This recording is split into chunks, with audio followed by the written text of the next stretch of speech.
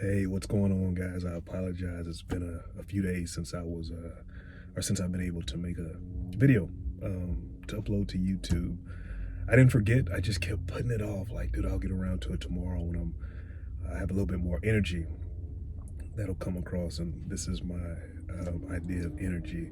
I guess me smiling because this is about the level that I talk about all the time. But anyway, man, I want to share something with you guys, and um,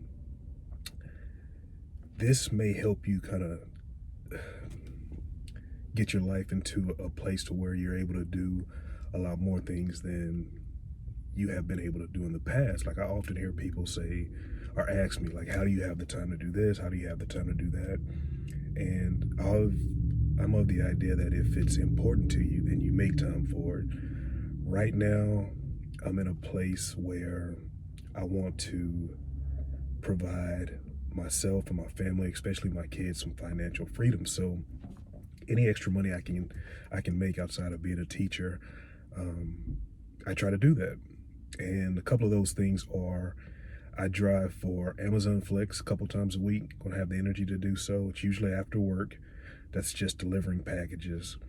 I also have started a business for my daughter. She makes, well, we make it for her, but the business is for her. It's candy apples and popcorn and different kinds of treats and whatnot. And her mom is the one that usually does all the work as far as that's concerned. But just trying to set her up and set them all up for success, and not have finances be a worry like it is for us from time to time. Over the last 2 weeks alone, me personally, outside of driving for Amazon, sometimes Uber, starting a candy apple business, I realized the power of using YouTube as a platform, right? So I learned how to kind of navigate through it a little bit. I'm still learning how to edit videos and create thumbnails and that whole deal. But I've also learned a lot about building an Etsy shop marketplace and using print on demand services so that I don't have to have any inventory. It's basically out of my hands. All I do is design in another program, carry it over to Printify, print on demand. And I've been working that whole thing, listening to podcasts and watching YouTube videos while I'm working out. This is the way that I learned how to do a lot of the stuff that you guys see me doing. It's not like I have this wealth of knowledge when it comes to stuff. Even my photography that I'm learning now, I'm about to go home. I'm just leaving Legends Coffee in Katy, working on an Etsy shop.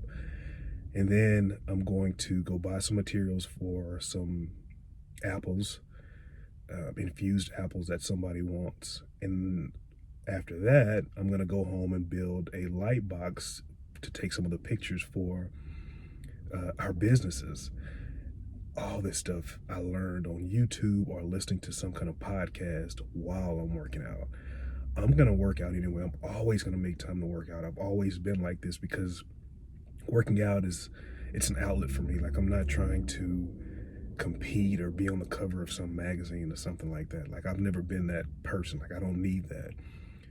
But I learned at a very early age that my anger and temper was better left out on the football field or in the weight room. So it's always been something that I've been consistent about doing, working out.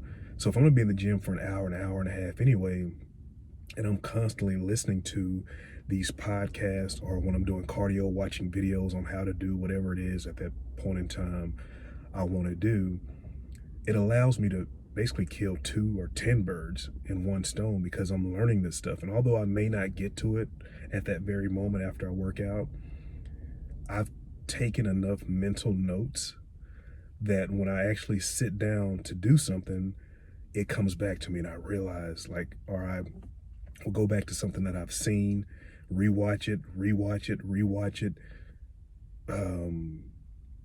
take notes while I'm watching it. At the end of the day, when I'm finished doing everything that I have to do, and it allows me to do all these different things, make all these different moves. And I encourage you to do that. Like, here's something I want to explain to you. That midlife crisis and the life expectancy guidelines that we go by was formed years ago.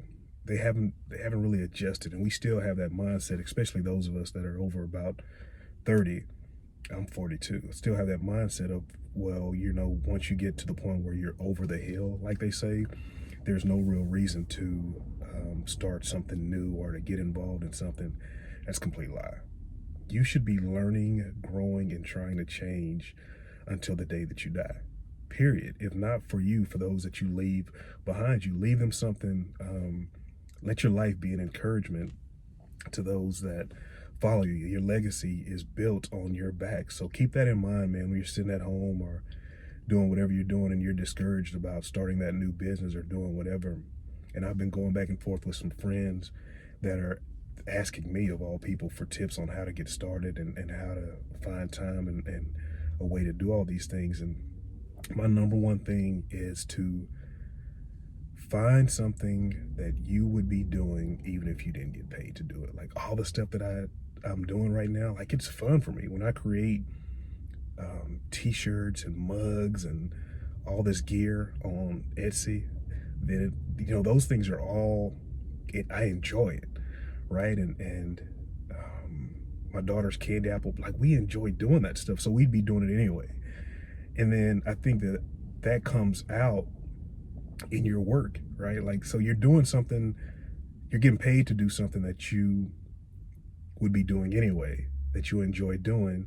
And I think that passion for doing those things pour out into those that follow you and those that purchase from you and those that want to learn from you. So find something that you just enjoy doing. It doesn't have to be what I do. It doesn't have to be what you'll get online and you'll watch YouTube, you'll go through Instagram, you'll go through Facebook and all these different social media platforms, and you'll start wanting to do what somebody else has done to be successful. Here's what I'll say to that. You're you. Don't try to be anyone else. Like, you have a gift within you. Follow those people, watch the videos, see what they do, see how they do it, right? See what inspires them to do it, and take that away from that experience. Don't try to duplicate who they are. I watch a ton of stuff. I'm always trying to share with you guys what I listen to and what I'm doing to keep myself encouraged.